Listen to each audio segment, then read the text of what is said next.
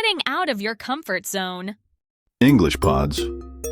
From Myclass, Yourclass. Hey everyone, and welcome back to English Stories for Life. I'm Anna, and today we're diving into a topic that's both scary and exciting: stepping out of your comfort zone. And remember, you can download today's PDF English practice guide for extra practice. It includes the transcription, fill-in-the-blank activities, comprehension questions, a writing task, and vocabulary explanations in English, all designed to help you grow your English skills, just like you grow outside your comfort zone. To talk about it, I invited someone who's been through this experience many times and has a story that might inspire you. Please, welcome Mark. Hi, Anna. Thanks so much for having me. I'm happy to be here. So Mark, let's jump right in. Can you tell us about a moment when you left your comfort zone? Sure, I still remember the first time I really stepped out of my comfort zone. It was a rainy afternoon, and I had just signed up for a public speaking class. I was terrified.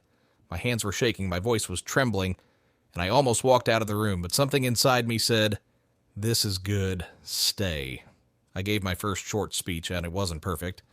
I forgot a few lines, my face turned red, and I felt embarrassed. But I did it, and that day changed me. That's such a powerful story. What made you sign up in the first place? Honestly, I wanted to stop avoiding things that scared me. I realized that I was living too safely, always staying in my little bubble. I wanted to grow, to become more confident, and I knew I couldn't do that without facing my fears. That takes a lot of courage. So what happened after that day? After that, I started looking for small ways to challenge myself, taking new classes, starting conversations with strangers, even traveling alone. Every time I did something uncomfortable, I felt stronger. Growth never happens inside your comfort zone. You have to step out, feel the fear, and do it anyway. I love that. It's true. The more you face fear, the less power it has over you. And sometimes what scares us the most is exactly what we need to grow. Exactly. And the good news is, you don't have to start with something huge. Even small steps matter. Try new food, speak up in a meeting, learn a new skill.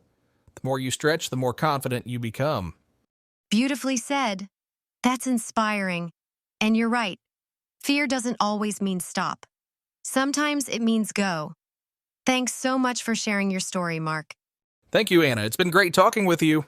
And remember, you can download today's PDF guide for extra practice. See you next time. Bye-bye.